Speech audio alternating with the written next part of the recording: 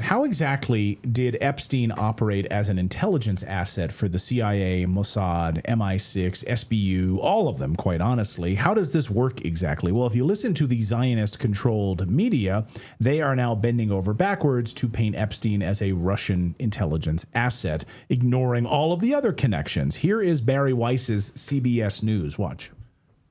Poland says it's looking into possible connections between convicted sex offender Jeffrey Epstein and Russian intelligence services. The announcement came after the U.S. Justice Department last week released millions more files related to the federal investigation into Epstein.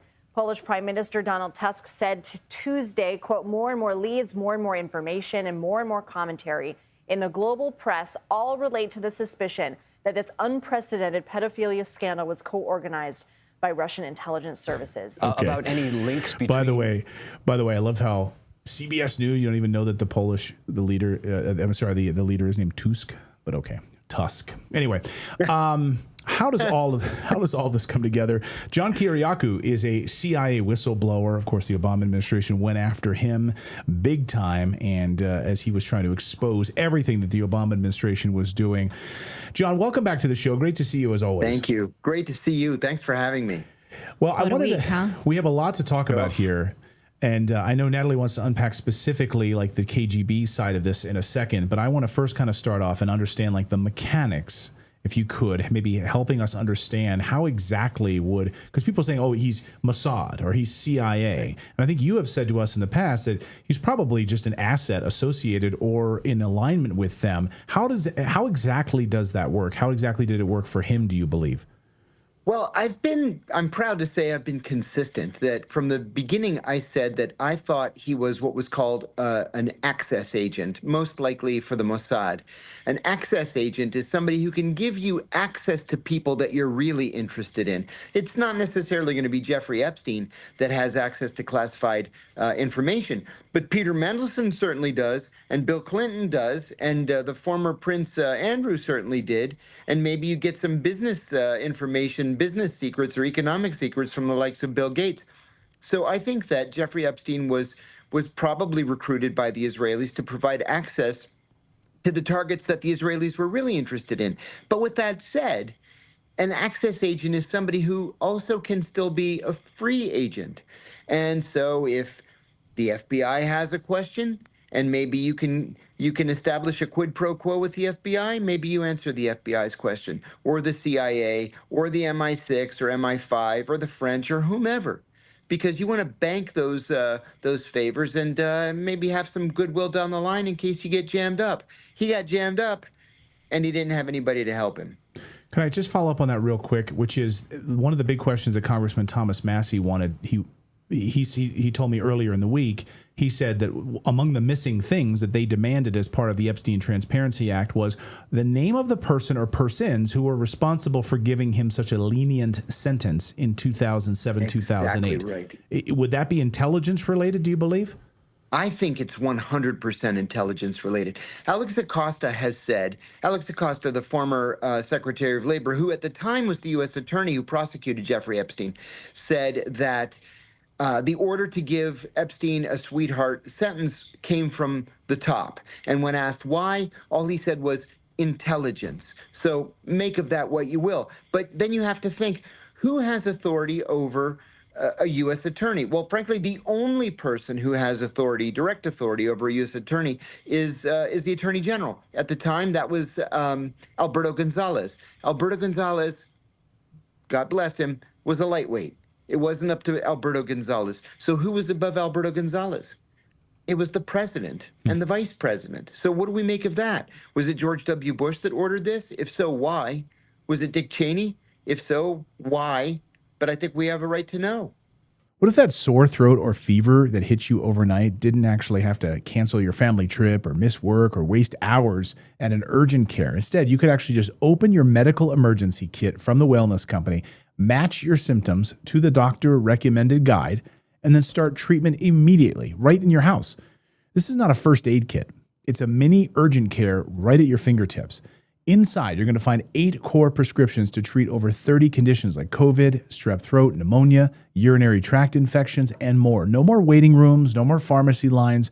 Modernized medicine right when you need it. We have one right upstairs in our own medicine cabinet.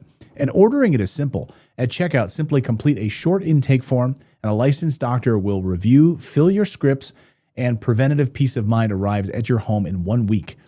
No one wants to be sick during the holidays or any other time, so be prepared. Save yourself time and money.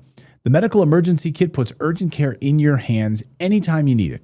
So go to twc.health/redacted right now and use that code redacted to save a nice discount and free shipping. Again, twc.health/redacted. What do you make of this media narrative that, oh, definitely he's KGB? I mean, set aside the fact that the KGB has been dissolved since the 90s and Epstein was doing most of his work in the 2000s. The way Daryl Cooper explained it on Tucker Carlson, I thought was great because he could move between governments. If Mossad, That's right. Wanted an introduction to somebody in the KGB, then you have these shadow actors that can act as a liaison. That's what Robert Maxwell, in fact, did. That's right. So can you extrapolate on that role, and are there people still doing it? Oh, I think that is exactly correct. I think that he really has nailed it. The Israelis, I'm going to get threats from the Israelis again. Every time I say something like this, I get threats, but I'm going to say it again anyway. The Israelis are free agents. The Israelis are not necessarily our friends. They are when it suits them. But when it suits them to be friendly with the Russians, they go with the Russians, or with the Chinese or the Germans or, anybody. It doesn't make any difference. The Israelis do what's best for the Israelis. And if that means using a source like Jeffrey Epstein and passing information on to a hostile intelligence service, or at least one that's hostile to the United States, that's exactly what they're going to do. I got into a spirited debate with Alan Dershowitz about this on the Piers Morgan show a few weeks ago, and I thought the man was going to have a stroke when I said that Jeffrey Epstein was most likely working on behalf of the Israelis. And then he said something that was completely backward. He said that he had been Epstein's attorney, and if Epstein had been working for the Israelis, he would have told Dershowitz, and Dershowitz would have used that information to get Epstein an even lighter sentence. And I said, wait a minute, Professor, if you're saying that you would have gone to the White House to say, my client is committing espionage for the Israeli government, you think that would have gotten him a lighter sentence? I think he would have been hanging from a tree. Right. It would have been treason. Moved on from there. Yeah, he would have been put in prison for the rest of his life or put to death. Exactly. Well, that's how it's supposed to work. We're seeing that it doesn't. Right now, you can meet with former U.S. traders, and that's fine. Jonathan Pollard. Well, Jonathan Pollard he did every day of his 30 years. Of course, he's a hero in Israel now, and he's running for the Knesset. But he did every single day of his 30 years. Oh, good point. Good point. Yeah. Now he gets to hang out with Ambassador Mike Huckabee, who's apparently friends with him. So that's how it works. The VIP treatment in the American embassy. Unbelievable. So the mechanics of this, I'm just still trying to wrap my head around. Like, Jeffrey Epstein's just like sitting there in his sex lair or whatever, and he just like gets some like a phone call. He gets like a pager. Come meet me in the park. We want you to do this. Shake this hand because the other hand is shaking it back. Like, what does that look like for somebody like Jeffrey Epstein? Well, if Jeffrey Epstein were treated as a normal source, then the answer is yes. You get a phone call saying, "Hey, how's your mom doing?" And the answer is, "My mom is feeling much better, thank you." And that means meet me at the parking lot of the yacht club at 2:00 in the morning. You have this all set up in advance, and then he goes and does his meeting and gets his marching orders. And so there wouldn't be an email trail here, right, John? I guess that's. Oh, no. There would never be an email trail. This is all done verbally or just using signals. You remember during Watergate, Deep Throat would react to Bob Woodward putting an American flag in a flower pot on his apartment balcony. That triggered a meeting that night at 9:00 in a parking garage in the Roslyn neighborhood of Arlington, Virginia. So all of this is always set up in advance. So you never have to actually put anything in writing or say, meet me at 8:00. So, okay, that is covert. It's done by signals. But all the sex stuff, was overt and written out And it's in writing. and in writing. So, okay. Yeah, good point. Explain that to me, and then can you please, or just take an opinion, because I don't think you're doing that. I don't think you can personally explain it. And then also, I would like to know how you think this international spy espionage relates to this demonic sex predator. Are they related, or is it just that one allowed the other, or did one actually give leverage for the other? Or are they unrelated? Yeah, no, that's a great question and a very important one. And I think that they were two issues running parallel with one another. I think that the Israelis or whomever was the recruiter of Jeffrey Epstein said, this guy has a major vulnerability, and his vulnerability is that he's a pedophile. We can use that to our advantage. He can get us information. We'll continue to supply him with money, and we'll just turn a blind eye to his pedophilia. So they were able to identify that vulnerability, that hook, in order to hook him and reel him in, and then they just let him do his thing with girls and important world leaders, and just let the cards fall where they fell. How much of it do you think was a honeypot operation? You know, I think it probably became a honeypot operation. You know, I'm wondering, you have to figure this was going on for decades.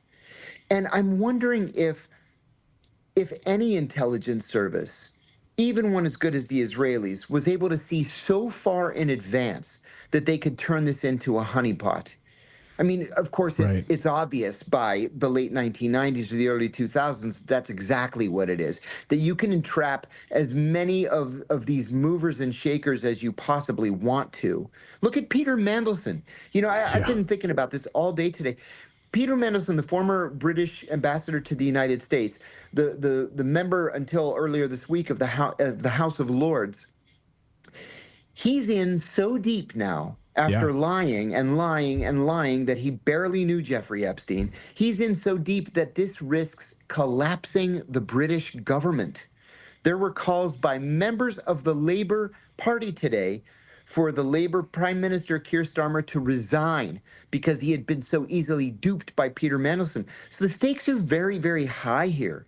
This is really serious. Giving him state secrets. Funneling state secrets to Jeffrey Epstein. That's treasonous. Secrets. I don't know how he avoids prison at this point. I mean, and the laws, the State Secrecy Act law in the UK is far, far tougher than the Espionage Act is here in the United States. Wow. Peter Mandelson could find himself spending the rest of his natural life in prison. Oh my gosh. I guess, John, we'll get you out of here on that. I'm just curious, from your perspective, having worked at the CIA, blowing the whistle at the CIA, when you're seeing all these documents and you're a guest on our show and we're specifically talking about the intelligence side, is there something you think that, like, people are missing, that people haven't looked at more closely, something that's been, like, keeping you up at night or wringing your hands that you think people need to pay attention to? You know, one of the things that bothers me very much is that the more important people become in their lives, the more we as a society are willing to cut them slack. And we shouldn't do that. People are people, and people are sexual beings. God knows what's in their hearts. God knows what they do behind closed doors. And so nobody should be given the benefit of the doubt in crimes where children are the victims.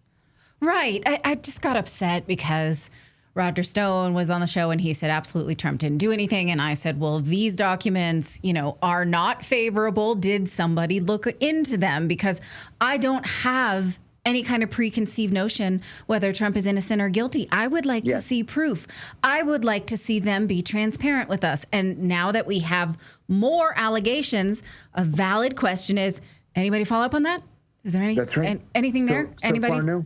Right. And so, far, no. I take your answer to be nobody is above scrutiny, especially because our jobs as the adults of the world is to protect children.